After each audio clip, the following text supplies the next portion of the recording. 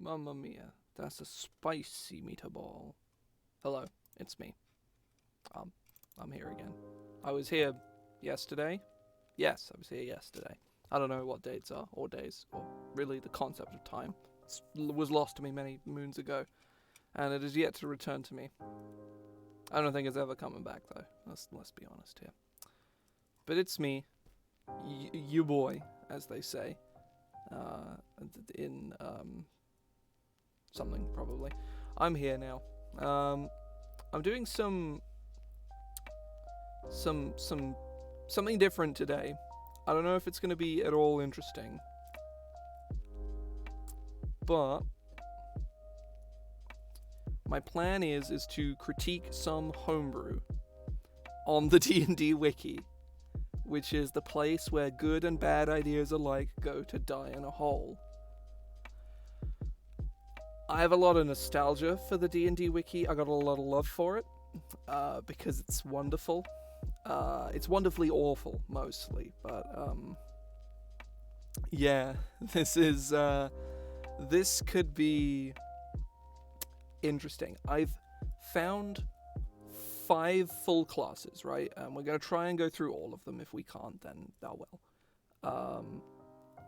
That seem to be unique.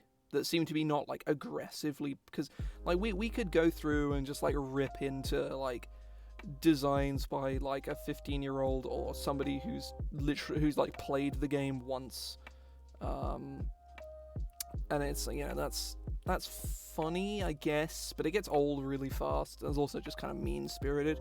I tried to look for concepts that were promising, at least in their most base components. I had a very brief scan through to see if they were A, finished, B, one absolute dog shit at the first initial glance, and C, had like some kind of interesting mechanic or concept or filled a niche that wasn't automatically filled by one of the classes in the base game.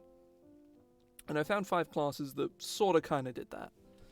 And it could well be very, very interesting. It could well be very sobering. I say the title of the stream is I Could Need Jesus after this. And that is very much the case. This could be, all in all, just awful. It could suck. Or like all the designs could be bad, more specifically. So, we can have a look. I'm going to switch to screen view. I'm also going to itch my leg first, because I, funnily enough, need to do that. Okay. Am I in the right part of the screen? No, I'm not in the right part of the screen. That's taking up a bunch of space. Oh, let's see what happens. We only lost 1 this time. That's a first, I think. But yeah, we got Lee Sin over here. Very popular thing. But this is the aspect. This is the first one I looked at, evidently enough, because I went through the alphabetical list and found some interesting ones. And believe it or not, A is in fact the first letter of the alphabet. I know that might seem a little far-fetched, that might seem like some crazy conspiracy to some of you, but A is in fact the first letter of the alphabet.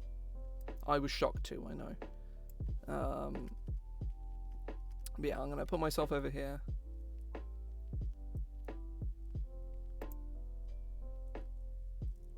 Oh, nothing even came up.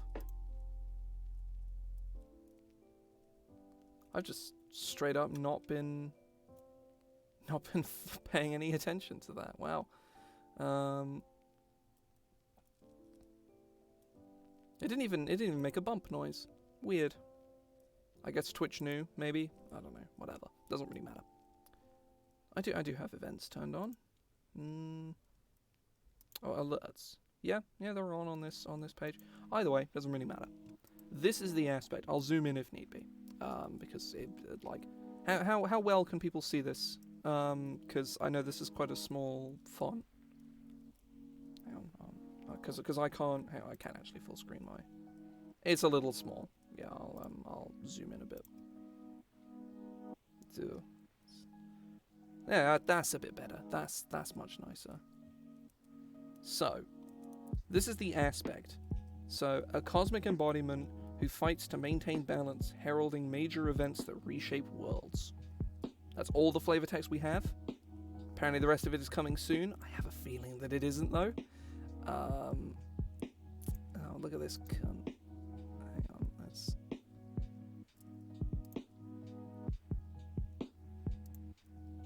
There. Right. So, the aspect is a highly customizable class by the player, which is not really how the English language works, which a lot of these tend to have that kind of theme. It's people who have played the game maybe once, if at all. A lot of the stuff on the D&D Wiki is people who really just don't have any kind of time for like learning game language, and that is like for me to you, the number one rule of designing for any game, if it's a game that's in written format in any capacity, learn the type format, learn the standard of writing for that game, and write to that standard.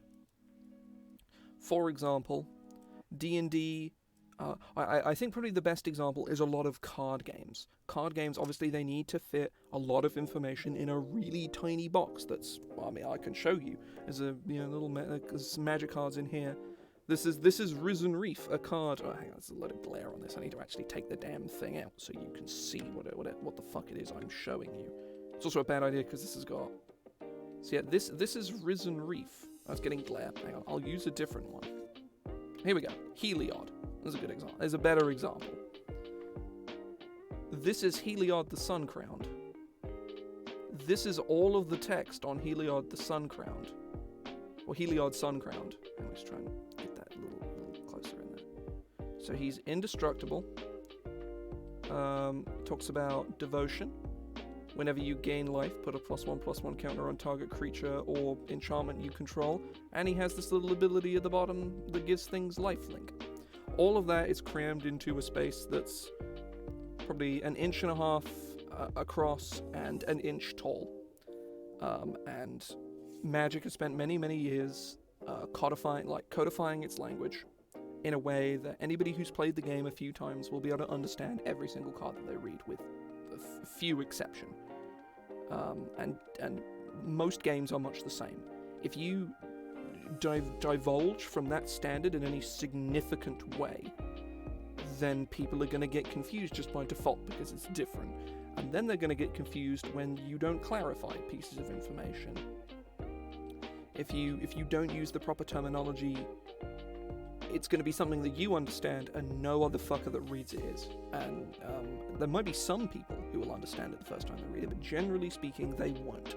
And that is the number one, like before you learn about balancing, about positive to negative enforcement, all of that shit, learn the type standard, learn how the game you're designing for is written before you write a single word for it. And that usually takes proficiency in the game in question. You need to be playing the game that you're designing for. Which is why I find that which is why a lot of GMs, like a lot of very popular GMs like Matt Mercer, Matt Colville, Mark Humes, get some, not necessarily flack, but like their reputation as games designers is not as solid because they're never players. They're always running the game. They make cool monsters because they know how the monsters work, usually. But when they go around to making player options, they're usually very weird and sometimes quite lackluster. Even when, for example, Matt Colville, he's a game designer. He's like that's what he does. He's a writer and a game designer, and that's what he's been doing for years. And Strongholds and Followers has a lot of stuff in it that just doesn't work because Matt doesn't know the system, I would argue, well enough to be writing for it. And he's an incredible designer, and all of his stuff is all the content he makes is absolute gold. But Strongholds and Followers, speaking from experience of trying to run it, it's not that great. The monsters in it are pretty cool, though. And that's where it shows that he's familiar with how the monsters in 5th edition work. And thus, the monsters in Strongholds and Followers are, for the most part, really, really well designed. And everything else is a bit so-so. But either way, we're actually going to get into what we're actually here to fucking do and have a look at this class. I went off on that 10-minute tangent based entirely off of this sentence. So this is going to be the content of this next couple hours of stream. Right. So as an aspect, this shouldn't be capitalized. Like, it's only features that are capitalized for clarity. The class name and stuff, everything else is in sentence case. But again, that's just nitpicky. Like, that doesn't really matter. So, yeah, the person here copied this straight from Monk. That's or Druid or whatever. That's fine. Like, there's nothing really wrong here. Armor, none. Unarmed strikes, to my knowledge, are simple weapons. If you're proficient in simple weapons, you are proficient in unarmed strikes. You do not need to say all here either. You just say... So basically, all of this... Hang on, let's see if we can... Oh, yeah, we can inspect element and change the things that need changing. Oh, no, we can't. It's a one big paragraph tag. Fuck that. Can't be us. Never mind. But basically, strike off all of this. And these two words encompass all of this. That's true, but if you're proficient in simple weapons, you're assumed to be proficient in unarmed strikes. That much is very unclear in the base game, but that is technically rules as written, I think. So I very much understand this being here, but I'm not sure why this bullet point is here. That's really weird. They're just using bullet points instead of commas for some reason. I don't know. Saving throws. So same as the primary path of your choice. Maybe, I'm not sure. Same as the primary path of your choice. I understand exactly what they're trying to get across here, but it's one of those things where I'm like, I have to read it. It's not something I can scan once and instantly understand, which is not bad design, but it's like, you know, this should realistically be see your primary path, or determined by your primary path, in brackets, see below. That's good. I like that they've not just omitted this completely, because that would lead to confusion. People are like, well, where is it? It's like, you tell them where to find it. I'm not sure how to feel about classes that get, like, alternate saving throws. Like, I like it, but it's weird. Again, using bullet points instead of commas is very strange, but we sort these things alphabetically, but otherwise this is fine. A, any simple weapon, or B, a component pouch.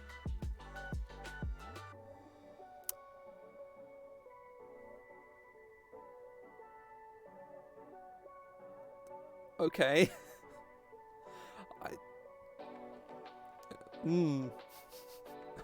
Okay. I'm not entirely certain. Ooh.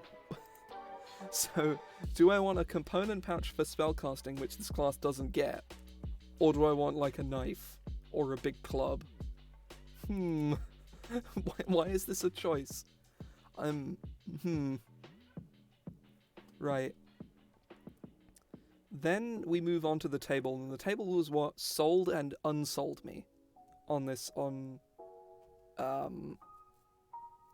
class. I was, like, interested in it and greatly distressed by it, because this table reminds me in a sobering way to 3.5, where they front load you with like a million abilities, and then the rest of the class table is just barren of anything unique.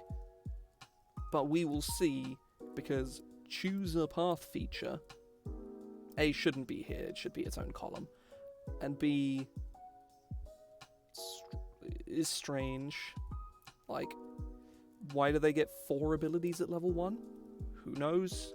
Like, why can't they spread these abilities across the first 5 levels like every other class does? Who knows? We'll have to see. We will find out, and maybe we will like the result, but I have a feeling that we won't. Concentration points, again, don't need to put point in here. If it just said concentration up here, then yeah, you would put in 1 point, maybe, but even then, like, you just concentration points, 1, 2, 3, up all the way up to 20. Easy. Yeah, it does. Like this table screams 3.5 to me. In a way that makes me actually genuinely think that this person is a 3.5 player. Like, and has played 5th edition maybe once, maybe twice, or maybe not at all. Or they've DM'd for it, or something. Like, whoever this person is that made this, I've absolutely no idea, and I don't think I have a way of checking either. But you can find this on the D&D Wiki. It's called The Aspect. There might be a credits on here. If there is, we'll find it. I'll have a look, see who the person is, I guess, if I can. Right. Why do I have a Discord notification?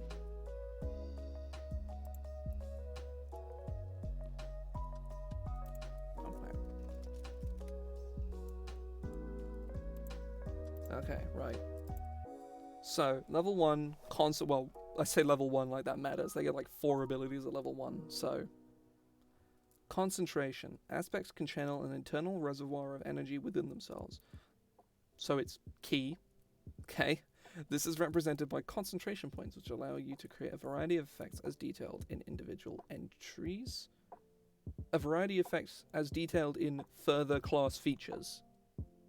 The more powerful the aspect, the more points you can invest in your abilities. Right, okay, so this here is, they're trying to like foolproof and make sure that you can't have more aspect points.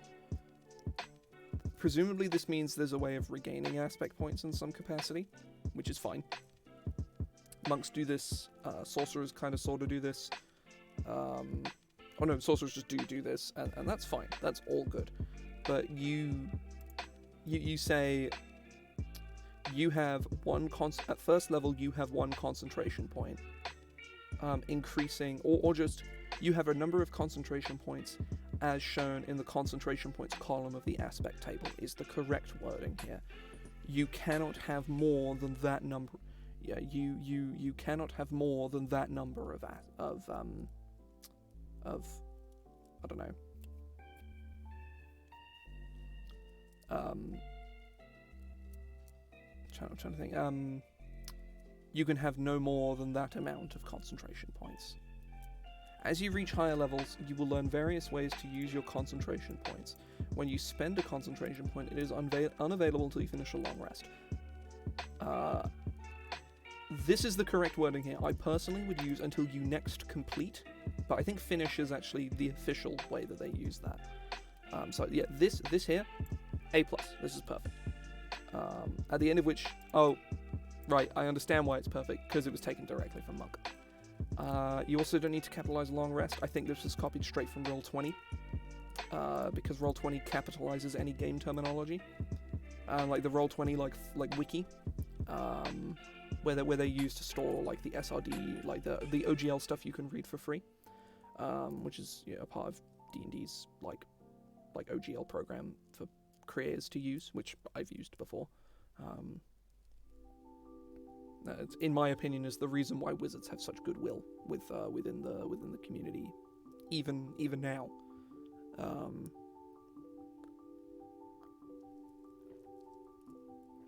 Oh, yeah.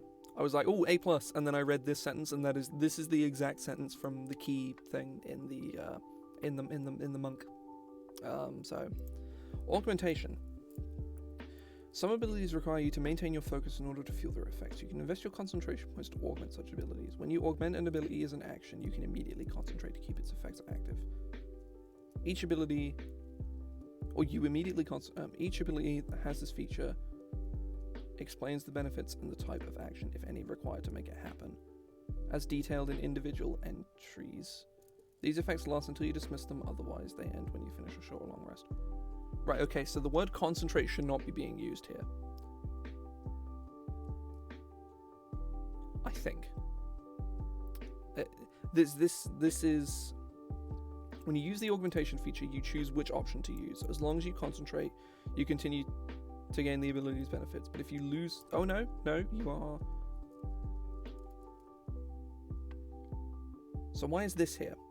This is the kind of thing I'm talking about, is that it's very, very clear that the person who wrote this knows exactly how this ability works, and if I were to ask them questions, they would very smugly tell me that I'm an idiot for not understanding it.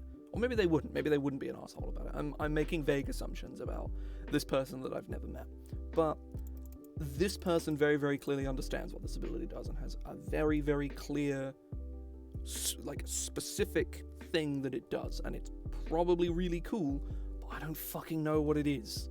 I can't, decipher it. Oh, thank you very much for the follow. That is most a gamer review.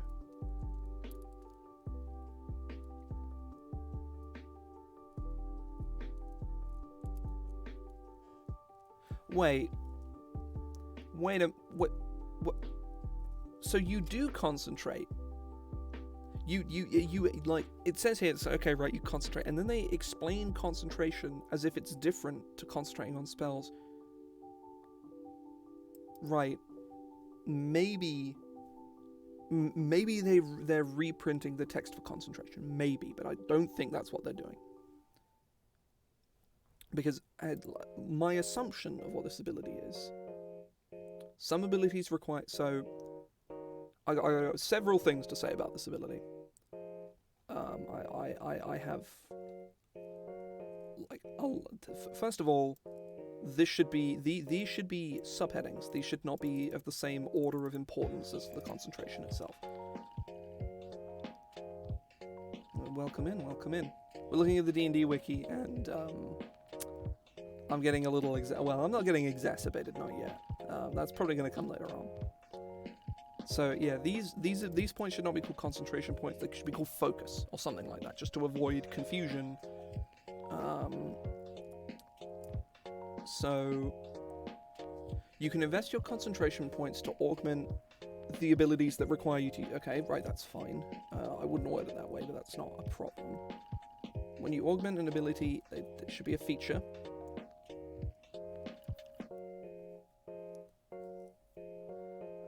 You immediately so when you augment an ability as an action, you must concentrate, in brackets, as if concentrating on a spell, to maintain its effects. An augmented feature explains the benefits. Each different type of augmentation has differing benefits, and no, that's not even necessary. So yeah, you can slash all of this. This is...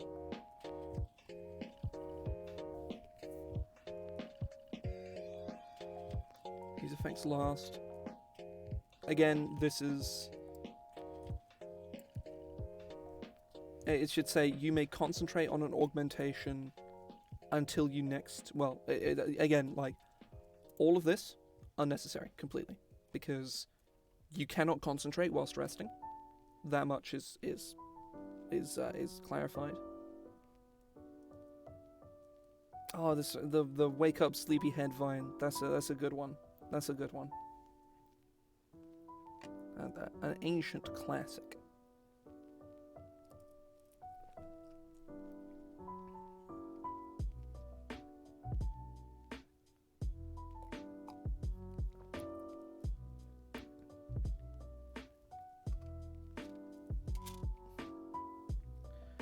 Say it's what is it, 5:25 over here. My day won't be over until I go to bed in about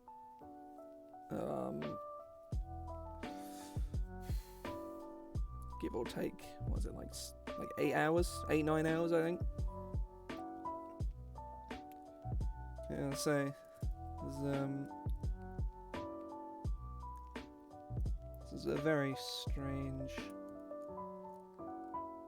So you can, if you're having a rough day, you can come here and listen to me complain about game design for 2 hours. That's, like, it'll get, you know, yeah, so make you sleep for a real long time. Make you sleep, you won't wake up. You know, if the force is hard enough.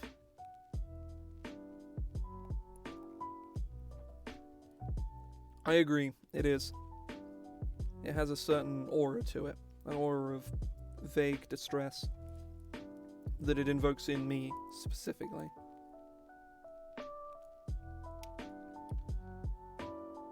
Right. Paths of Ascension. At first level, the aspect chooses one of the following paths of ascension. You need brackets here. I don't know why there's brackets here. Path of the body, path of the... That should say path of the body, path of the mind, path of the soul. A, because that's how they list those things.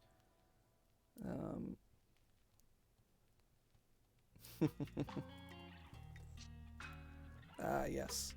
My voice that sounds like several rocks in a blender. Not in a good way, just like, I don't know, someone threw rocks in a blender and then threw that blender in an additional blender.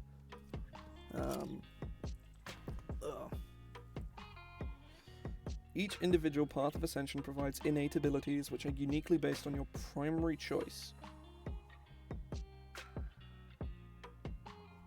This largely determines how your character will develop at 10th level. Soothing Force. That sounds like a spell. At 10th level, through Awakening, the aspect chooses a secondary path of ascension, but only receives... Okay, right, this does work in the way that I thought it did. So I remember reading primary path and thinking that that's what this meant, and it is. You get multiple subclasses. You get to pick all 3 of them, and that's pretty sick. I really like this. I don't know if it's handled badly. You know, which it may well be, it'll suck. But, funnily enough, if it's handled badly, it's going to be bad. But if it's done in a way that is cool, it could actually be really interesting. So these 2 abilities can very comfortably be first level, right? And then everything, Cosmic Awareness, Meditative Solace, and Lingering Will, should be like, you know, like 2 of these can be level 2, or like 1 of these can be level 2, and the other 2 can be level 3, or maybe 1 of them level 2, 1 of them level 3, 1 of them level 5. Path of the Stomach. Sadly not. There is. I guess the stomach is included in the body, so I guess that works. Cosmic Awareness. You're capable of perceiving more concrete and abstract concepts. You feel a hunch something is wrong, and you have it... Okay, right, so generally speaking, you shouldn't combine... Like, this is just a me thing, personally. You shouldn't combine flavor text with rules text, because then it gets kind of weird. Like, it's like, you feel a hunch if something is wrong, and you have advantage on checks. So is you feel a hunch when something is wrong, is that like a mechanic? The DM says, you feel a hunch. And then you're like, oh shit, there's bees, they're going to attack us or something, I don't know. Yes. I mean, there is a feat called chef now. Like, there's nothing stopping you from making a bard who is a chef. And has the chef feat and cooks food and mostly is just like, you know, gets out like herbs that smell real nice to inspire people or whatever. There is nothing. I mean, you could also be a singing chef, but like, you could really like lean into the chef angle and like get out herbs and be like, smell the herbs, they'll inspire you because they remind you of my sick ass roast. Feast Priest. Yes. Perfect. I mean, yeah, the Swedish chef is just, yeah, he's a singing chef.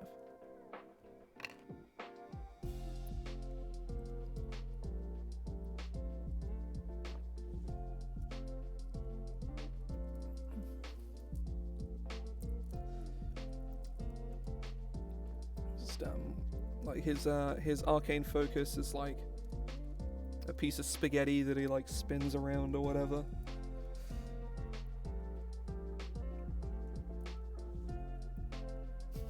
That's a spicy meatball. Bonk. Right. You feel a hunch if something is wrong and you have advantage on checks made to determine if something is an illusion or otherwise unnatural. This is weird. In addition, you automatically know if a creature has been transformed by some means. It shouldn't be automatic, but I don't mind this ability. Like this ability here can be like a 10th level thing, right? It's like also at 10. Or when you reach 10th level, you like when you reach 10th level, you can automatically detect any creature within 30 feet of you that has been transformed by magic. Everyone loves a jelly-filled donut.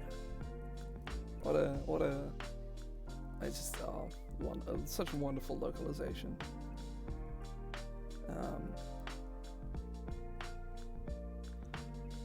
Right, okay, I understand. Okay, so augmentation is weird as fuck. Right. Augmentation empathy. If you spend 4 concentration points, you're able to focus on a creature and learn one of the following pieces of information from the DM. 4 concentration points just for this? Yeah, this ability is like... If this cost 1 concentration point and gave you all of these, like... Well, this one I don't think it should give you at all. This one is cool.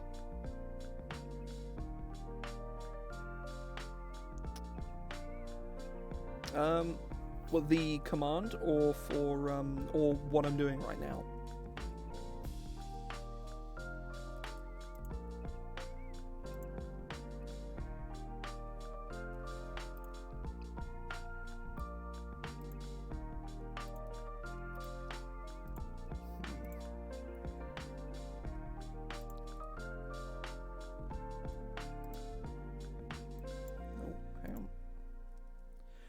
So the command is for when I'm normally making like spells or magic items. And what I'm doing right now is I'm basically critiquing Homebrew from the D&D Wiki, which is basically the place where all the bad Homebrew is, because a lot of it is really, really bad. So yeah, drop this to 1 concentration point and allow you to learn the creature's current emotional state.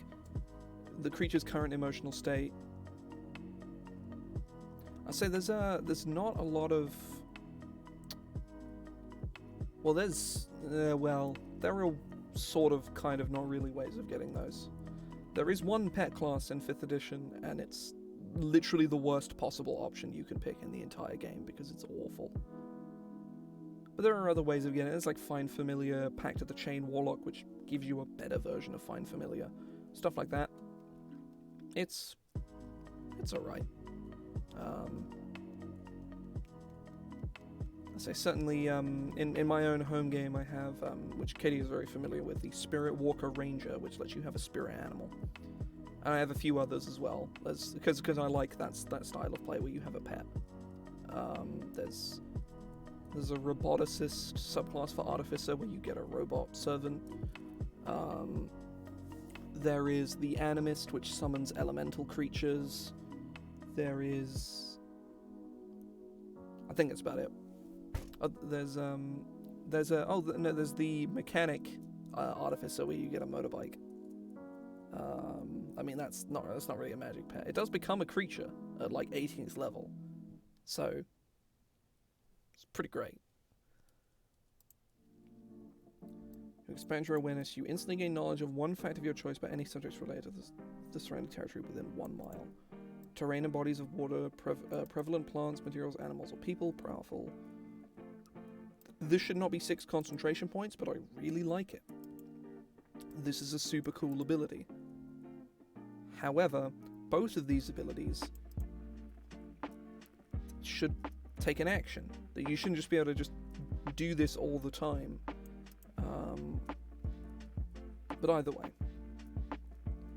Oh yeah, this is your ability to regain concentration points. And yeah, you can do it once per long rest, and you don't really get many back for it. You get almost... Yeah, again, like, you shouldn't be getting this ability at level 1. It's really weird. And Lingering Will. Your maximum hit points increase by plus 1 additional point. Your maximum hit points just increase by 1, is all that should say. And every time you gain a level in this class. Additionally, when you reduce the hero hit points and not. This is dumb. This just shouldn't be on the class at all. This ability here, it should be like, you can spend 3 concentration points or something, and you should get it at like 10th level, right? Then it's okay. But just getting 1, I'm not a fan of classes that do that. There's a few sorcerer subclasses that do it, and they really annoy me. I don't think really any of them should. But this is especially dumb.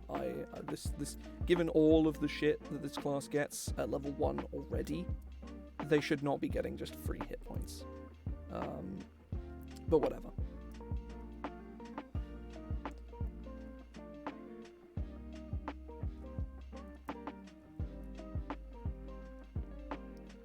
This is weird, and also, generally speaking, classes don't give out features on the same level they get ASIs, or ability score improvements, but Monk does it, so that's one of the many things I don't like about Monk, but, you know, that's a whole separate can of worms. You regain, so it's just a better version of something you already have.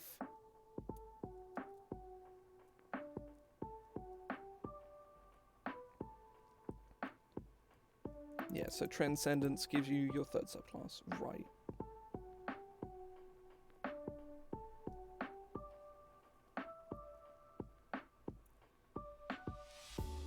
I'm not sure how to feel about this rules text, like this reminder text, because D&D generally doesn't have it, and when it does have it, it's usually done really badly. Like, they did a lot of it in Tasha's, but never anywhere useful.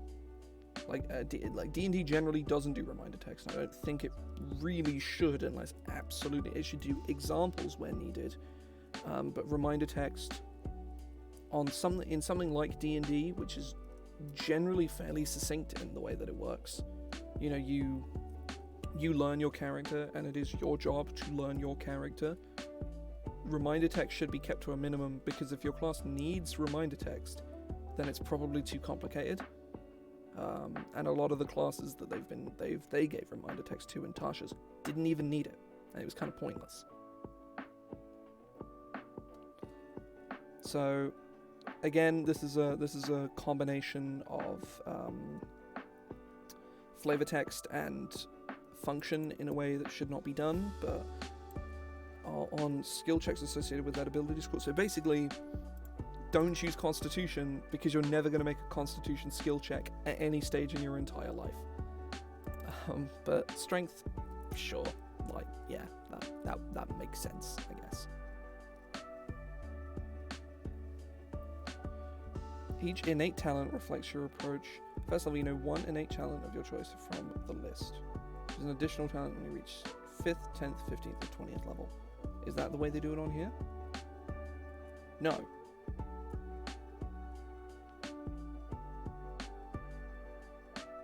Well, kind of. Okay, this is weird. Okay, right, I understand. Right. So, innate talent, precision. On each of your turns, if your attack with an unarmed strike or natural weapon misses a target within range, you can use a reaction to re-roll the attack, turning the miss into a hit. So you're not re-rolling, you're turning the miss into a hit. This is a bananas ability. If it's re-roll once a turn, it's already amazing. Or once on each of your turns, that's good. That's good rules text. Good rules text. It should, assuming there's meant to be a potentially turning the miss into a hit here, this ability is really fucking strong. But, you know, endurance, this one is kind of nuts. Like, cancelling crits is not that big of a deal, but no attacks can have advantage is pretty bananas. Mastery, whenever you are wielding a weapon you're proficient with, including unarmed strikes and natural weapons, add your proficiency bonus to the attack roll for any attack you make with that weapon against the same target. What?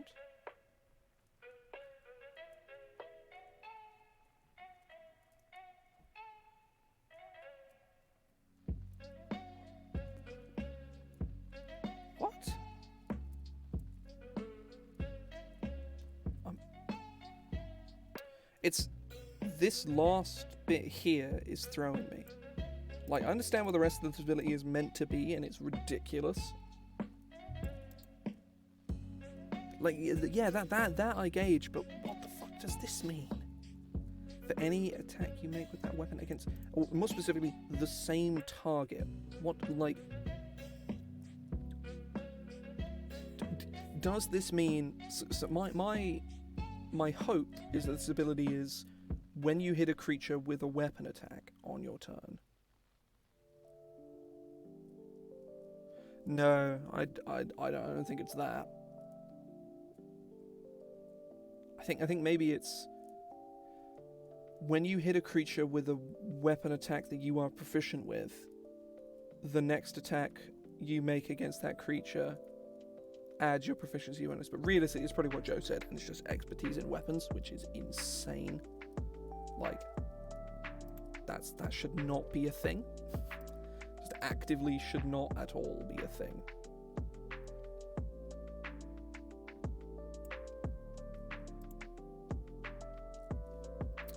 Discipline. When you hit a creature with an unarmed strike or a natural weapon, or a natural weapon, you add a strength modifier to the bonus of the damage roll when you score a critical hit. Okay, right. So this class does not get extra attack. No, it doesn't. Okay, right. Yeah. When an attacker you can see successfully hits you with attack, you can use your reaction to halve the attack's damage against you, an amount equal to... Okay, right. To reduce the attack's damage against you by an amount equal to... Yeah, that seems very plausible as well. Tenacity. When you successfully hit a creature with an unarmed natural weapon, you can attack twice instead of once. As a bonus action? Assuming you haven't already taken a bonus action on your turn? What? There's so much wrong here. This class I don't think gives you the ability to attack as a bonus action at any stage. I'm so confused. I knew this was going to all go to shit the moment we started looking at any of the subclasses. This is insane. What the fuck is going on? Like, this was, like, shoddy but functional before, and now it's like, we're just getting abilities that just don't work. Like, abilities that just actively do nothing. And abilities that, like... Yeah, there are, but both myself and Joe have game design qualifications.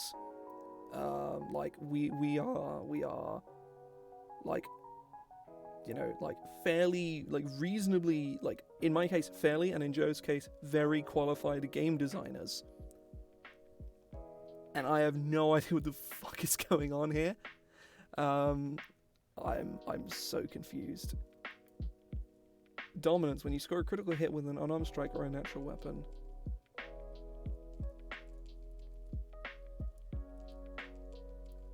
I can't give you Jesus, but I can give you nothing. Thank you very much, Libby. Thank you. When you score a critical hit with an unarmed strike or a natural weapon, your target must also succeed on a... I should say the target must make a strength saving throw, but that's not that big of a deal. Certainly compared to a lot of the rest of this. On a failed save, you impose disadvantage on the creature's attack rolls until the end of the encounter. What? Okay, right, critical hit. This guy's played 4th edition 2, so it seems. It should just say disadvantage on attack rolls for the next minute. The creature can repeat the saving throw at the end of each of its turns, ending the effect on a success. Because good lord. Yeah, this guy's played 4th edition. I think that's where this comes from. Yeah, I knew this would get a lot more interesting the moment I started to get deeply just confused. Oh, I need to scroll down. You guys can't see. Once per encounter. No, not once per encounter. You can re-roll an attack with another strike. against a creature. What? But there's already precision, which gives you a reroll once every turn. This is awful. I'm so confused. Good God. Right. Okay. I really just...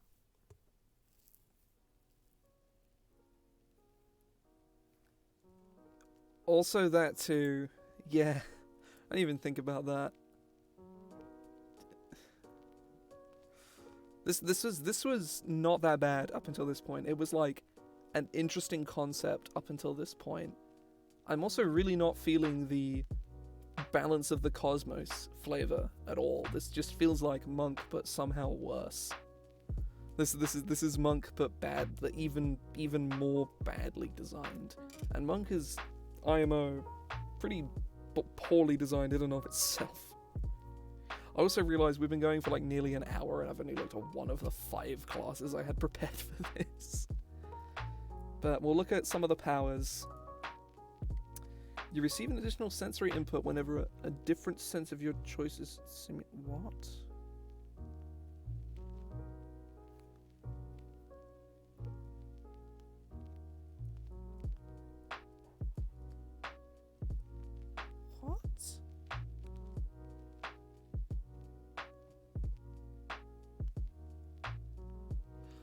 Okay, right, so basically you choose one of your senses and make it so that one of your other senses can also sense that thing as well. Functionally, you say, I'm immune to the blind condition as long as I'm not deafened. Which is, I mean, honestly not that bad. Like,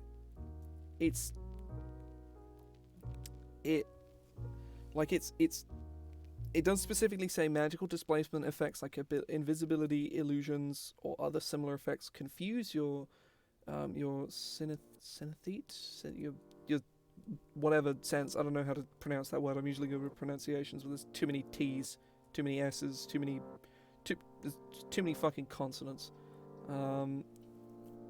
Like I can pronounce fucking Reykjavik, but I don't know what the fuck that is. Syneth.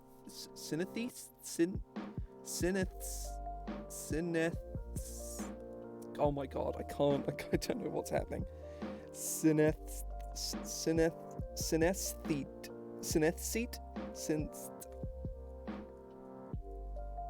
Yeah. For 2 concentration points, you can share one sense of your choice with that of a friendly creature and perceive what the subject is experiencing. Again, this needs to be an action to activate, but it's not. You just do it. Like, you can just do it not on your turn, too, which is weird. You gain the benefits of any non-magical special abilities your subject has tied to the chosen sense, such as low light vision or scent. But you roll your own perception checks. Yeah, basically. You cannot switch between senses of the same manifestation? What? You can also empower this ability in the following ways for 3 concentration points. Preview one of your...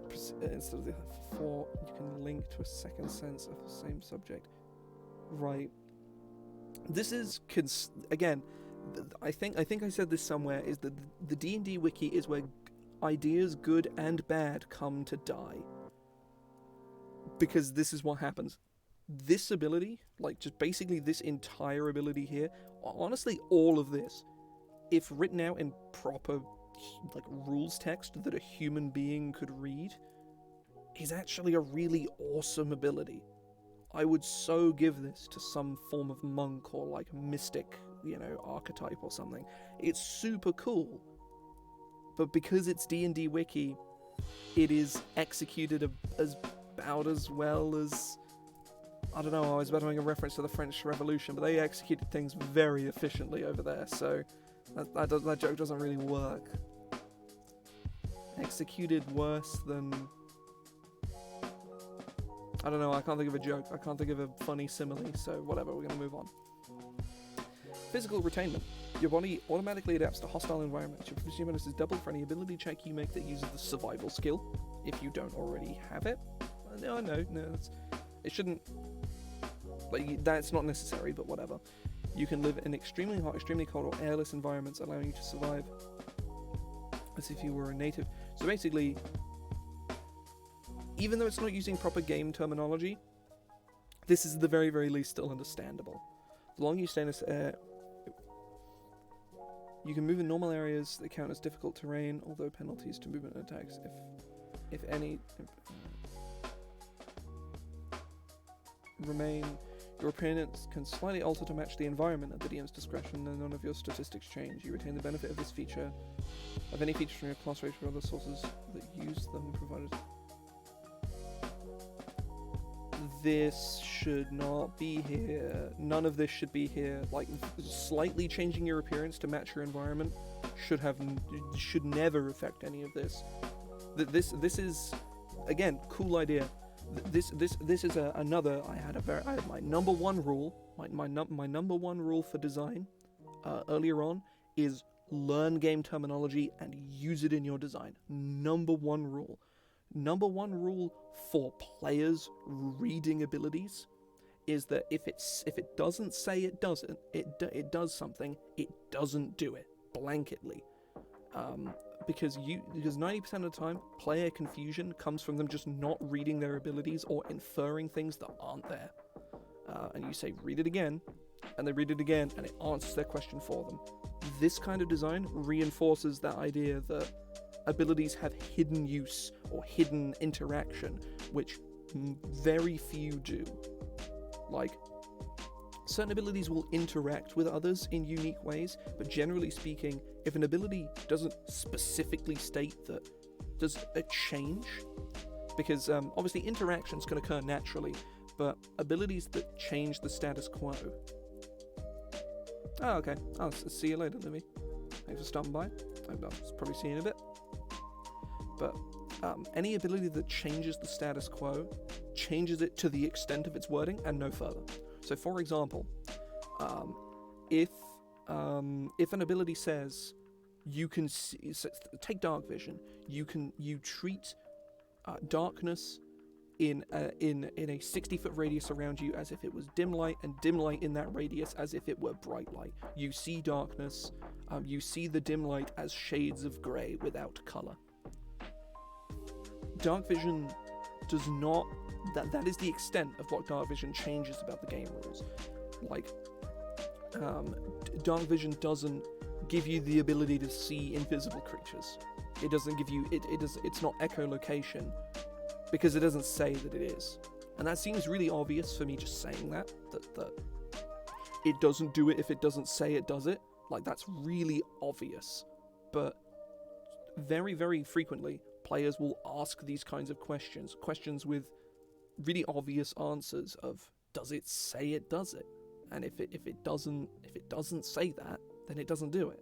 And this kind of design like reinforces the idea that abilities have like hidden power or whatever, when most don't at all. Like, the only kind of hidden power that abilities can have in games like D&D and like any game where rules text really matters, like Magic as well as a good example, is in specific interactions between those abilities. For example, Shadow of Moil makes you heavily obscured.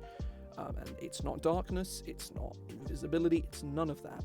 True Sight specifically does not interact with heavily obscured. Thus, even though Shadow of Moil should reasonably be bested by a creature that is all-seeing, it isn't. And Shadow of Moil is a foolproof way of just being invisible. However, Tremor Sense and Blind Sight, which allow you to preternaturally sense creatures around you. Blind Sight is basically like echolocation, more or less, and Tremor Sense is like the seismic sense from Avatar. Those let you see Shadow of Moil because the rules text allows them to interact with Shadow of Moil, and True Sight's rules text specifically doesn't. Rant over. Basically, don't do that. This here, don't do it.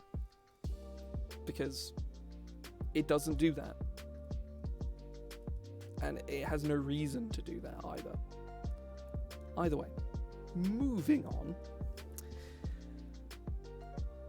Augmentation for 6 concentration points. You're able to alter your form. You can grow natural weapons. Okay. This is not 6 concentration points. This is... Oh, you do get wings. So maybe it is 6 concentration points. Maybe. But realistically, it shouldn't be. I don't know. It's very odd. Oh, thank you very much for the follow. Most gamily. Once per day you can convert your... Oh, Joe, you're not going to like this. Yeah, you're not going to like this. Once per day you can convert your vitality to strengthen your power. When you activate a path ability, instead of using any concentration points, you can expend its cost with a number of hit points equal to your constitution modifier. So even if you have high hit points, even if you high roll on your hit points, it still fucks you over by scaling with your con mod. Because this means if you have more hit points, this ability costs more, which for the sake of, like, balance, sort of makes sense, but mostly doesn't. Your current hit points will be reduced by the number of points expended. This reduction only lasts... Oh, it's hit point maximum. Hit point maximum reduction. Which is not as bad, arguably. This reduction lasts until you finish a long rest where you can regain all expended hit points.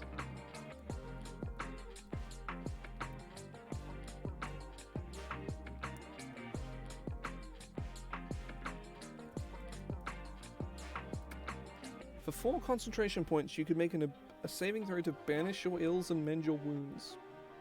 On a success.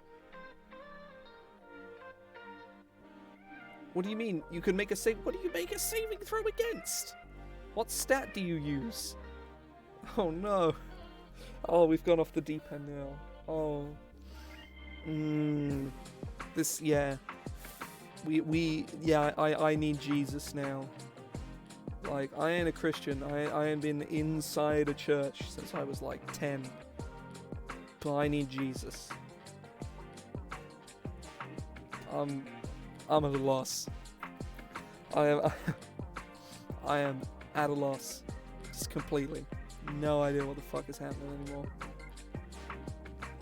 On a success, you can remove the presence of any unhealthy influences that might affect your body with debilitating conditions. Dazed, not a condition. Confused, also not a condition. Nauseated, also not a condition. Shaken, again, not a condition. Stunned is a condition. Poisons, the poisoned condition is a condition. Yes. And diseases or any other conditions. So it lists stunned, and poisons. Oh, I'm this ability has broken me. I'm at a loss. I have left my body. I have ascended into the heavens. I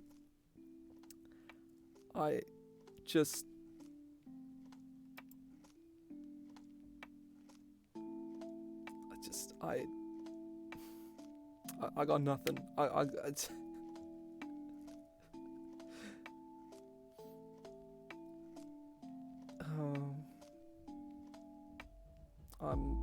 I'm at a loss. I really am. I feel as though I have gained accursed knowledge. We haven't even read a single one of this class's subclasses. We haven't even finished one.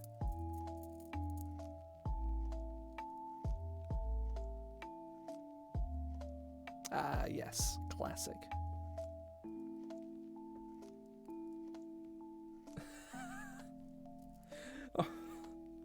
Regain either all your daily powers.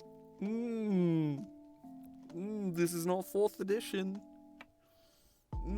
This isn't 4th edition. This is not 4th edition at all. Except this one. It's like it should say all your other at the very, very least.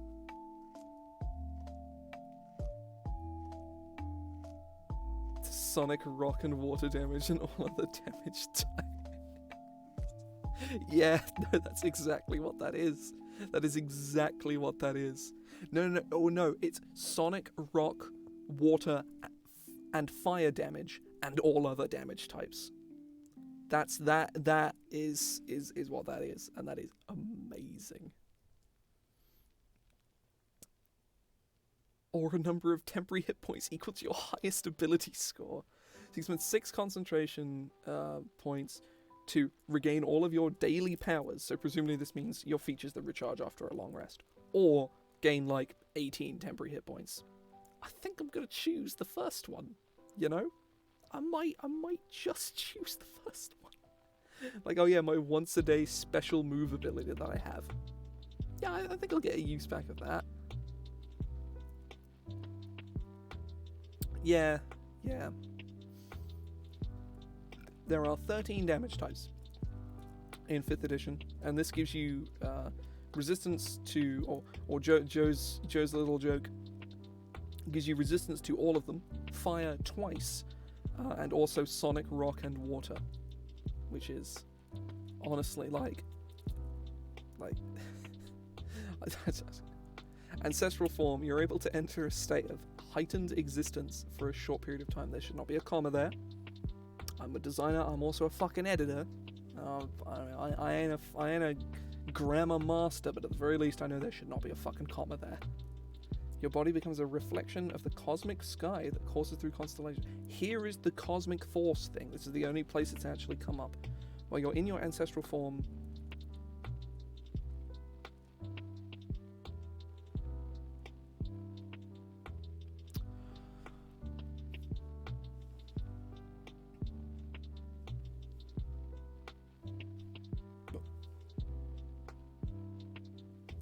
when do you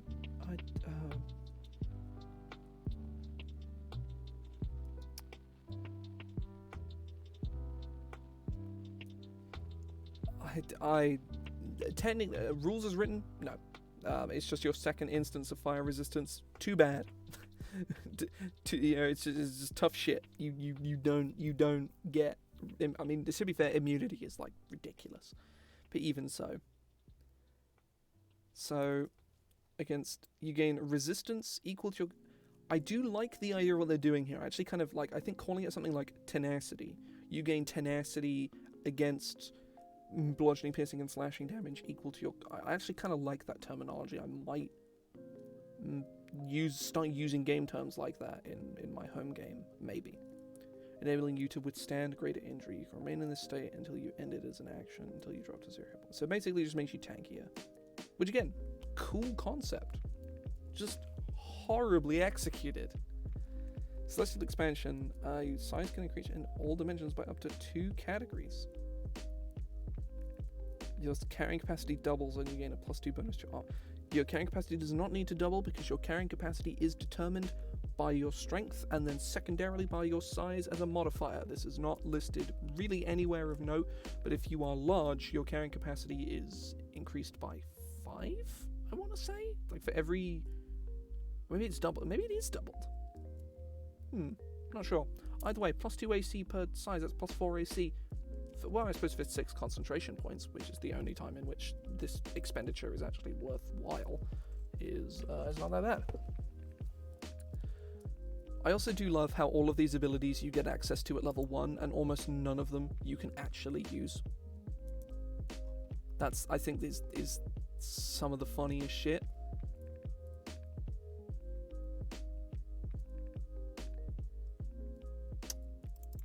Okay, right. I was planning on not bothering to read all of these. Oh, look, these ones. These ones actually have levels. Wow.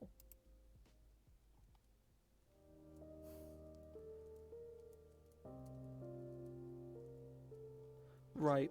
I think what we're going to do is we're going to step away from the aspect because I need to go and, like, cleanse myself. It's not that bad. It's very amateur work by somebody who has not played 5th edition enough to be designing for it. Speaking from experience as somebody who was designed for 5e before I even started playing for it, and it was bad, funnily enough. It was bad design. Not only was I a bad designer, I also didn't know the system I was designing for. Nowadays, I know the system very well. I wouldn't say I knew the system inside and out, but I know it very, very well.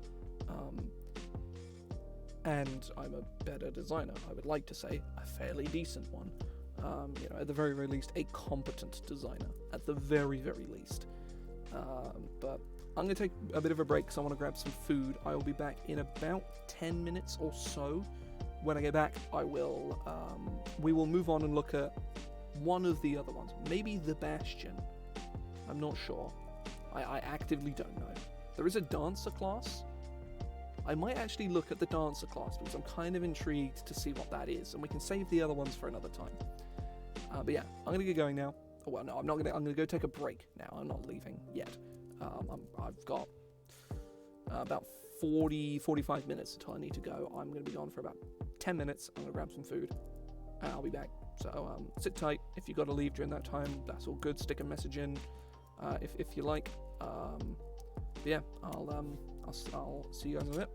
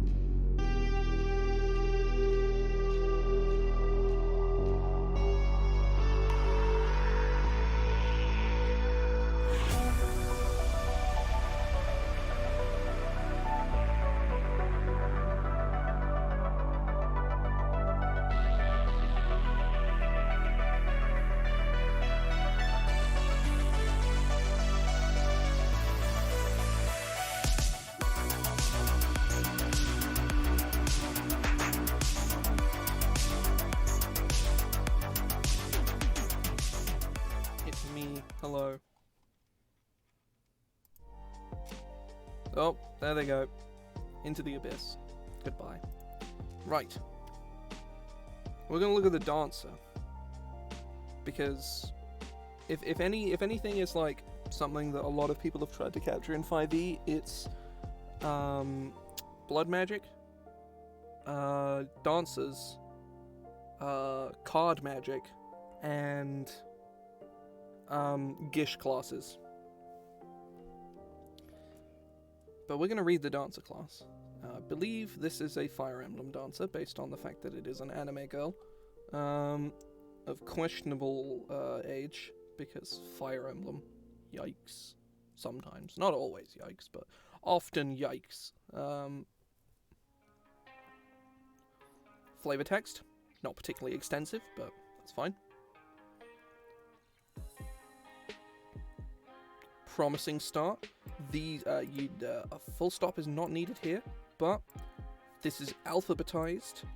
Saving throws are in properly. Simple weapons. Finesse weapons should not be capitalized here, but that's fine. A dancer does not need to be capitalized either. This is sentence case. There needs to be a comma here again. This is a lot of nitpicky stuff, but you shouldn't be getting gold from your class. That's one thing.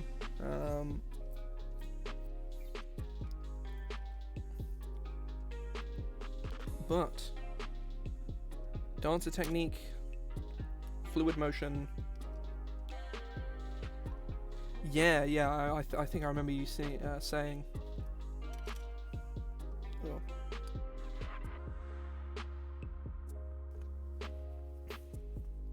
So, fluid motion, spellcasting, technique feat, master of faces, with legs like these. I'm not sure how I feel about that wording there. Quick thinking and quicker feet. That's a cool name. I like that. So level 1 you get your subclass and that's it. Hopefully all the subclasses are substantial enough for that to matter. Your speed increases by 5 feet. In addition, you gain several new acrobatic abilities. While performing these stunts, you do not provoke attacks of opportunity. Weird, but I presume that'll be explained later. You can use these abilities a number of times equal to twice your dexterity modifier, a minimum of twice. You regain any expended uses when you finish a long rest. Okay, right. Full twisting layout. I don't know dance terminology, so presumably this works. Use your bonus action and movement to perform a series of complex acrobatic flips and jumps to complete the rest of your movement.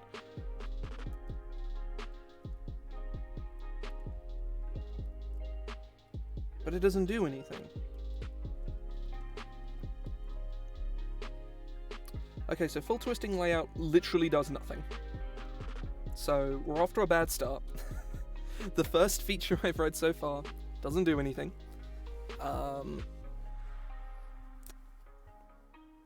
Right, when a creature within 5 feet of you attacks, you can use a reaction to perform a dexterity saving throw.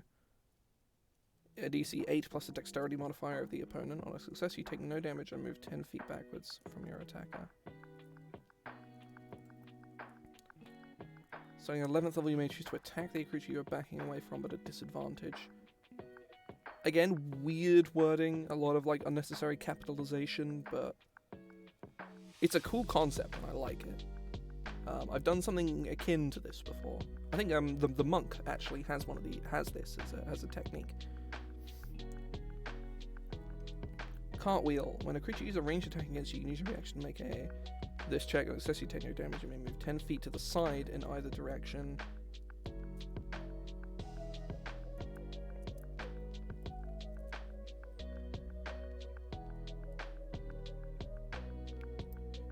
A dancer weapon. Okay, right. This person doesn't quite know. They think monk weapons. All the classes. There's fighter weapons and barbarian weapons. It's not how that works. But you know, it's a rookie mistake, but it's not like egregious.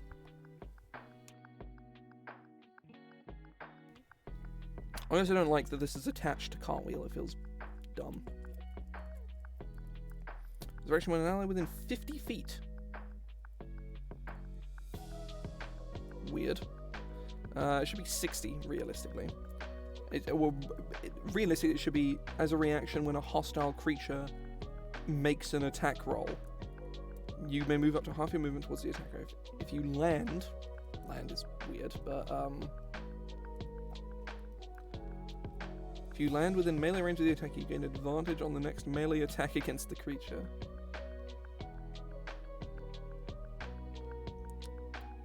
Yeah, back handsprings is weird. It suddenly doesn't really succeed in the flavor that it's trying to get. Spellcasting focus, they need a spellcasting focus. They don't need cantrips. Your spells... Oh no, when you dance to cast a spell, it counts as a spell. Okay, that's cool.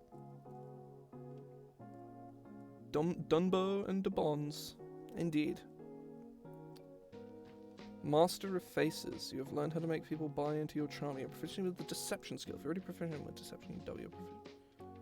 You are in disguise. You can hide your true identity. You also watch.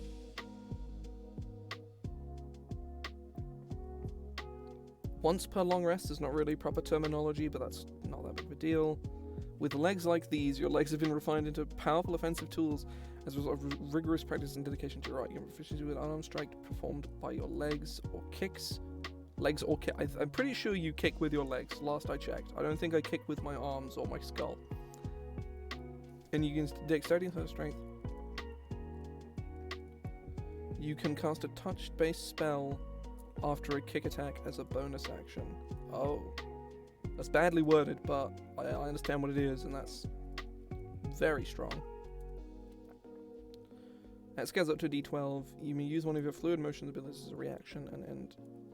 If you use one of your fluid motion abilities as a reaction and end the movement in melee range of a creature, you can make an attack with a kick as part of the same reaction. Any kick attack roll has advantage on a target that is grappled or attempting to grapple you.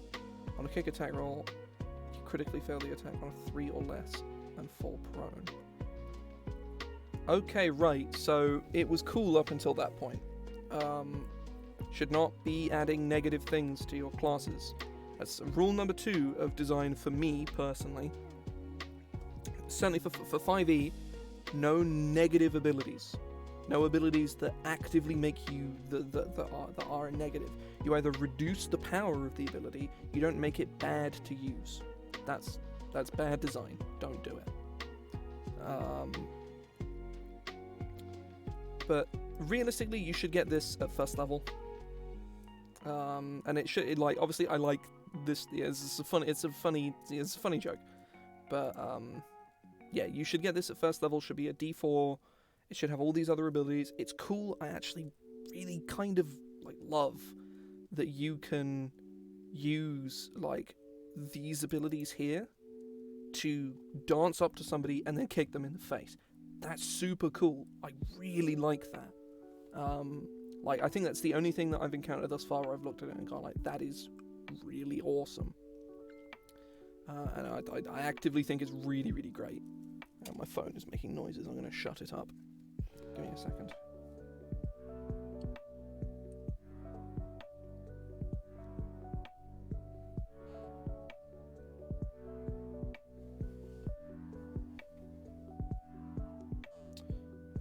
Shut up, phone.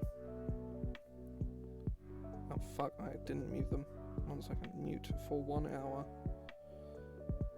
Bloody shut up, Virgin Media, go away. Right. Phone has been shut up.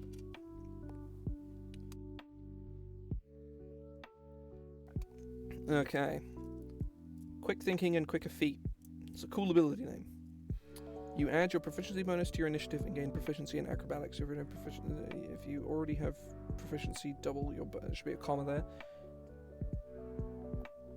You gain a +1 to hit for each enemy creature within 10 feet of you. I don't like this. Just intrinsically, I very much dislike it. Acrobatic attack as bonus action. You make a kick attack immediately after taking an attack action. Or the attack... This shouldn't be a 9th level thing. This should be just something you have from level 1 because you don't get extra attack. Whether the attack misses or not, you can immediately bend your form to recover or perform a retreat by flipping away up to 10 feet in order to re-coordinate your system movement to not provoke opportunity attacks. Okay. When performing a standing jump or high jump, you can double your... you now determine that it's based on your dexterity. Again, this should be level 1. Like, this should be just like a level 1 ability here. This is like this can be like a 10th level thing, right? But even so, you gain proficiency in 2 additional saving throws of your choice. Additionally, when you make a dexterity saving throw, add your charisma modifier to the roll. Okay. I don't know how to feel about that. It's cool, but like, nobody's watching. That's a cool name. I like that. It's interesting. When you reduce to 0 hit points, you can choose to regain hit points equal to your charisma modifier, minimum of 1 plus 20. You can't use this feature. You can't use this part of the feature again until you finish a long rest. Additionally, when you take damage, you may choose to use a reaction and fall to the ground and feign death. Opponents with intelligence or wisdom 14 or higher, or those that have witnessed you feign death at least once before, make opposed wisdom insight checks against you to determine. They fail, they believe you are dead and will ignore you for as long as you remain on the ground. They succeed.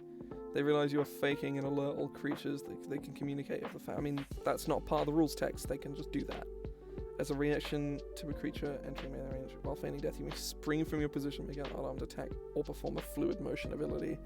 If the creature is unaware that you are still alive, the attack against... as long as the... Okay. I actually really like this. It's dumb as hell, and I hate it. Like, but it's really funny. It's really funny.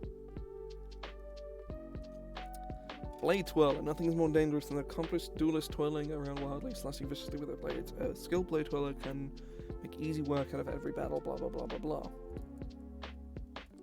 Jab, parry, riposte. Every strike is an opportunity for a Blade Twirler to make a deadly counter. When you are the target of an attack made with a melee weapon, as a reaction, you can make an attack roll against the attacker. If you succeed, you reduce the damage taken, the attack by half. The counter attack is given a bonus of...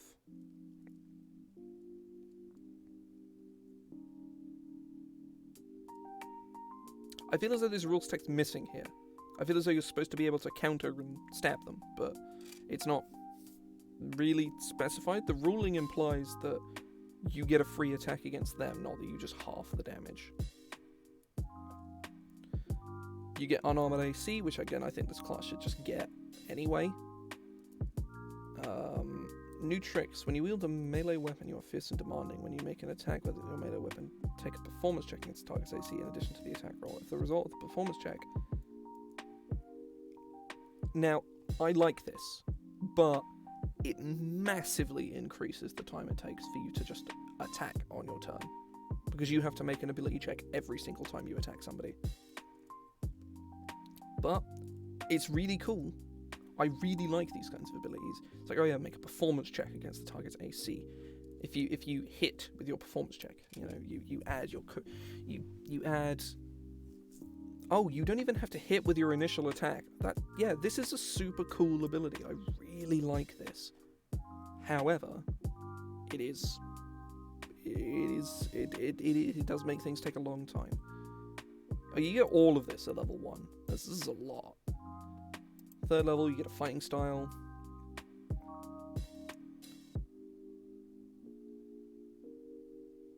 This gives you extra attack, but only with piercing or slashing weapons, which, fine. Combat acrobatics. Using your movement, you may choose a target within your normal walking distance and run to them. Then, as a bonus action, you make an acrobatics check against target's AC. Equal to the distance you move towards the target in any direction you choose. Target's next 2+.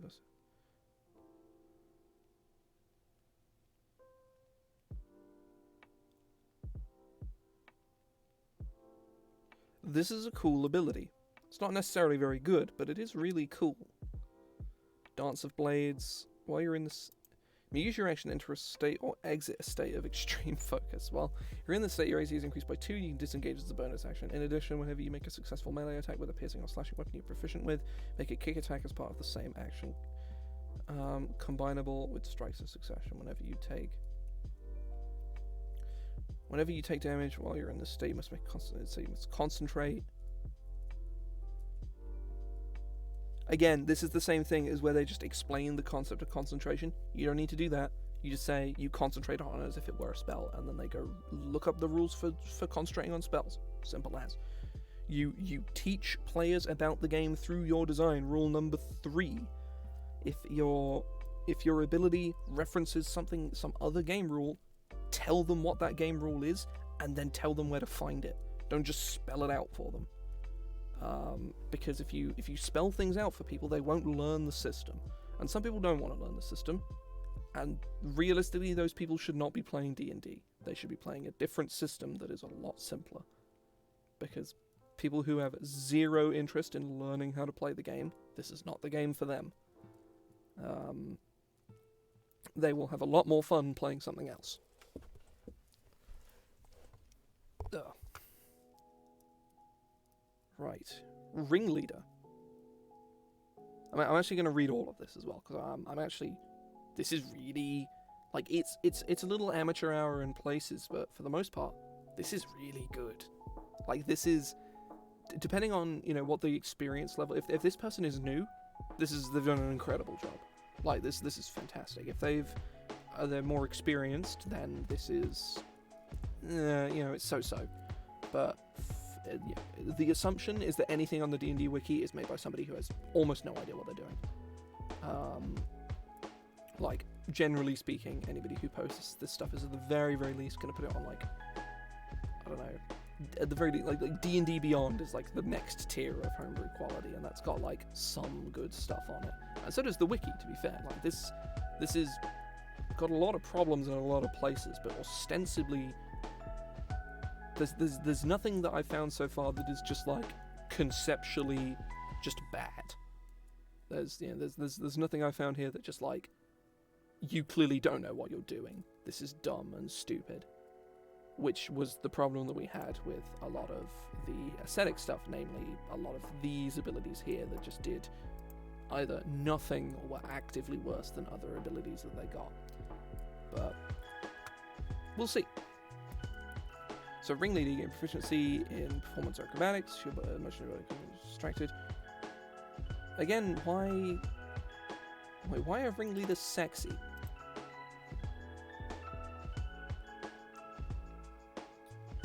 What about Ringleaders is sexy? I don't think P.T. Barnum is particularly sexy. Like Hugh Jackman, you can say what you want, but actual P.T. Barnum, he's pretty ugly.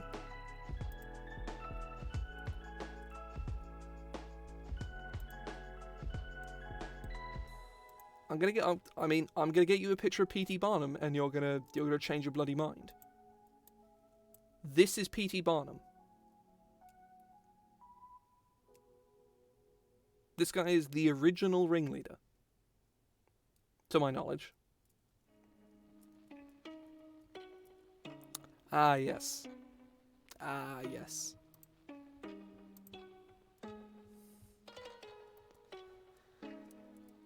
When you enter the scene, everyone notices you. During your turn, you can draw the attention of every creature within 60 feet of you as an action by striking an object. Wait, why does it just expect you to have a whip? Every hostile creature in range must make a charisma saving throw versus your spell save DC. Should be wisdom.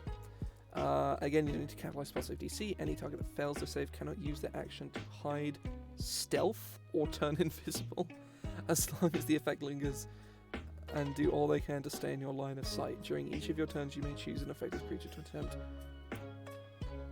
to incite an Ord effect in as a bonus action. When a creature is targeted by an Ord effect, make a charisma saving throw to resist the ability. Starting at 5th level, your attacks have advantage on targets under the effects of In the Spotlight or any Ord effect. You may attempt to use any number of Ord effects. Okay, conceptually, awesome idea. Strange in the way that it actually works, but conceptually, good shit. Flirtatious Wink. Again, the flavor, it's trying to drive you down this lane of, like, what if the flirtatious wink, Certainly, if somebody flirtatiously winked at me, I'd be probably quite put off by that. I didn't come here to be hit on. I came here to see a fucking circus. You know, I mean, realistically, I wouldn't go out of my house to go see a circus, because why the fuck... fucking circus? Who the fuck goes to see a circus? That sounds awful. I mean, I don't know, if you want to go see a circus, I ain't gonna judge you for it, but I certainly don't want to fucking see a circus. But even so, come hither. Again, if somebody seductively said, oh, get over here, I'd turn around and walk in the opposite direction. I'm not interested in that. I'm not, you know, I don't care how big your titties are. Like, that, for all I know, you could be hiding a knife in there. That's, you know. I'm not interested in dying. I'm gonna go home. Or more specifically, I'm just not gonna leave my house.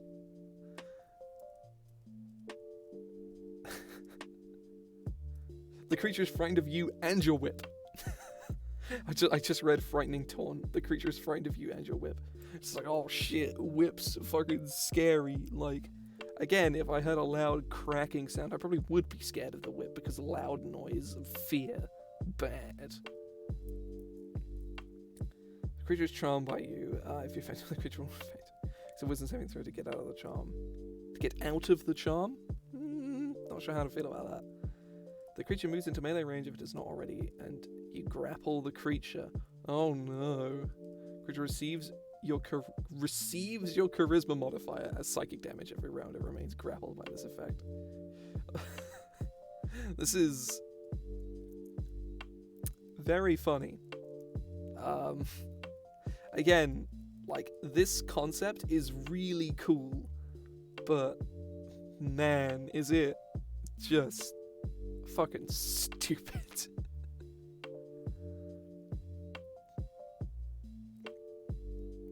Frightening Taunt, you spook people. Oh yeah, receive my charisma modifier. +3! Out with a bang. Your next melee attack against the select creature is made with advantage. If you use a whip to make the attack, there's an additional thunder damage, and all creatures essentially take half this damage. That's actually super cool. Never mind, it stuns everyone. What the fuck? What the fuck? Any creature twice with this. Okay, right. It just removes the stun, and this is a really cool ability. So crack the whip. This should be near the top. It gives you proficiency in whips in a really dumb way. Dominating. Oh god. The rest of this has been like really normal, and now we're here, and it's just like, you know, oh god. Whenever you successfully make an attack against a creature with your whip, you can use your movement speed, your movement and speed. Those are two different things, definitely. To move the move target to anywhere within your whip's range should be reach. In addition, while you are wielding a whip, you can perform a grapple attack on a creature 10 feet away from you.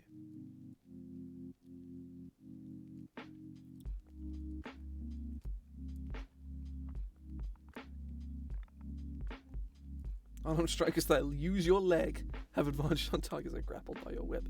That's really funny. So you can't just headbutt people. You got to kick it right in the dick hole. So, end a scene for maximum effect when a creature allied or hostile is reduced to. You just say whenever a creature is reduced to 0 hit points.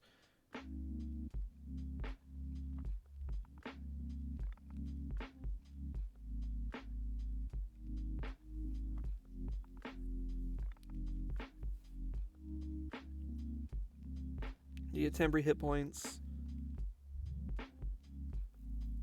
Okay, right. Closing number is kind of dumb. A showstopper.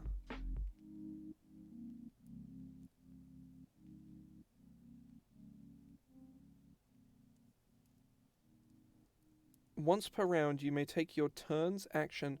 Right, okay, so this is basically action surge, but as a reaction. Which is cool, it's just very, very badly presented. Enchanter. And then there's the spell list of multi-classing. As an enchanter, you gain you've gained insight into the magical arts. You gain 2 cantrips from the dancer spell list at the first level. You get a new cantrip. Why do you get so many fucking cantrips? Why do you get additional spell slots? What? Good God. Enchanted movements while wearing a costume. As movements as your spellcasting focus, that's already part of the class. In addition, your mastery of movement has improved your ability to avoid strikes you're not wearing. They literally all get this ability. Why is it not just a part of the base class? They all get unarmored defense. Just give them unarmored defense. In addition, you can cast any dancer spell you know as a ritual if that spell has the ritual tag by performing a specific dance to activate its effect. Do not suffer disadvantage on ranged spell attacks to targets within 5 feet of you, and instead do not add your spell attack modifier. Wait, what?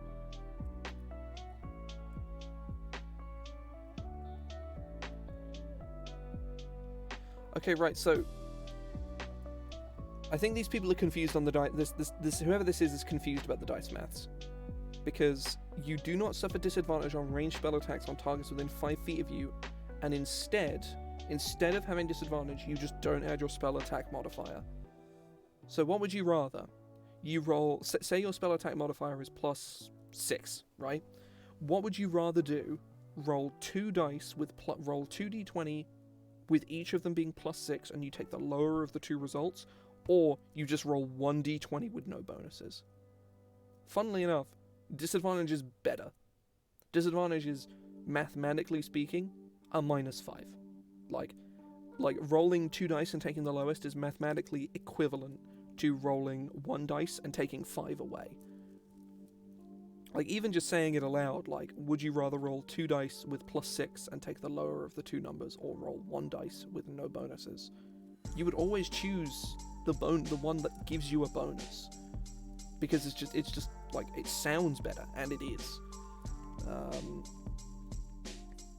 Whenever you cast a spell that uses an action, you may tumble 15 feet in any direction as a free action. So it does not provoke. Can you tumble up into the sky? Because technically speaking, that is a direction.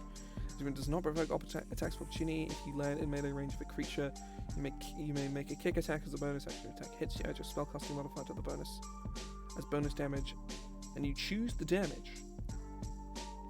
That's actually kind of neat. I'm not particularly a fan of it, but it is kind of cool.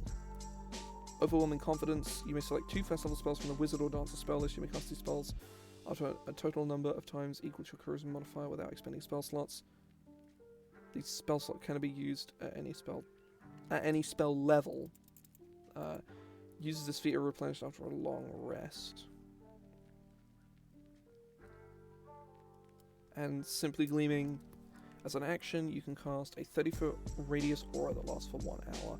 When hostile creatures enter, they must pass a wisdom saving throw. -3 to all saving throws enter their AC whilst they remain in the area. Each round, the first attack against the... it's going okay. We're doing some review of questionable subclasses, or questionable classes on the D&D Wiki. We found one that just didn't work, and this one is okay. It has some weirdness with it, but it has some things about it that aren't horrible. There are parts of it that work. Each round, the first attack made against the allied target is reduced by half. You can dismiss them as a bonus action. Okay. Well, that's basically the whole dancer class. It's actually very, very simple in comparison to a lot of it. And whilst it's got a lot of problems and it has a lot of weirdness, it is kind of cool. There's like the aspect just fundamentally just didn't work as a class, right? Whereas the dancer is a very strong first draft. There is an end design in here that is very potent, I feel. So yeah, I feel very strongly that this dancer class is like this is like version 0.5, right? This is alpha. You put it through alpha. You take the things that were good and you remove the things that were bad. You simplify things a bit more and you move it into beta, and then you do the same thing again and you move it to version 1. And once you're there, I think this class can get there. like, unlike the aspect, which, like, fundamentally just, I don't think really works at all. It's, like, a cool idea, but in practice it just doesn't really work. Like, with the aspect, you'd get to beta stage, and it would be like, this just doesn't work. Whereas with this, with a fair amount of work, this could actually be a really cool class.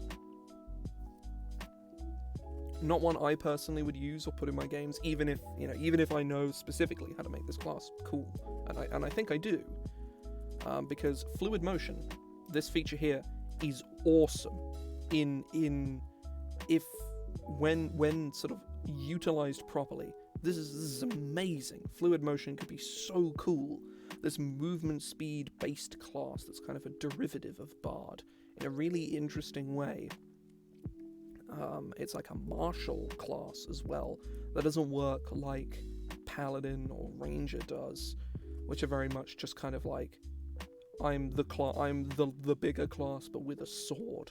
Like Ranger is like, I'm Druid but I shoot people instead of cast magic, and Paladin is, I'm Cleric but I stab people instead of cast magic.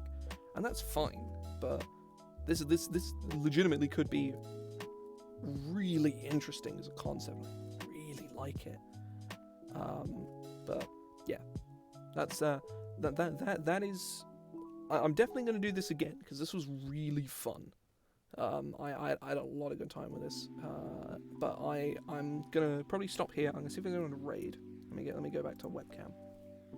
Oh, see how shite my webcam is. It's very bad, but whatever. I don't really care. Who is streaming at this time? Nobody in particular. So. I will probably end things here. I had an idea, actually, because I'm going to stream, I'm going to try to at least stream on Friday, because Friday is my birthday. I become old on Friday. And I have a feeling, I have an idea about what I want to do, but I need to talk to Ethan about it. Because I was talking about it yesterday, I wasn't sure what I wanted to do, and I realised what I want to do. And if we can do it, I'm going to do it. Because, my god, I want to play Sonic Robo Blast 2 for my birthday, even if just for 2 or 3 hours. Because, holy shit, that would be so much fun. I might do it in the evening, I might do it in the afternoon, I don't know, but I want to play Sonic Robo Blast 2 kart, because that game is so good. It's like I did my pretty cool stuff on Twitter. I won't have enough alcohol for that. I don't want to finish up all my rum, okay? Robo Black 2 kart. Yeah, that was that's butchered. But either way, like, I did a thing, and I actually forgot to talk about Hollow Knight, which, like, blew my mind when I played it, like I don't know, like 4 months ago, and I completely forgotten that I played it this year, which is bad, but it's because I hadn't played it recently is the problem. But Sonic Robo Blast 2 Kart is, like, straight up my favorite game I played last year, and I played Hollow Knight for the first time this year, just gone. Hollow Knight's, like, second place, right? But, like, man, Sonic Robo Blast 2 Kart, I desperately want to play that on my birthday. I'm going to talk to Ethan about it later on, see if we can sort it out, because he runs the server that we play multiplayer on. And if I can, I'll try and get Joe on, and maybe Dermot as well. And basically anybody else who has the game, I would love to stream that on my birthday. That would be so much fun, because I absolutely love Sonic Robo Blast 2 Kart.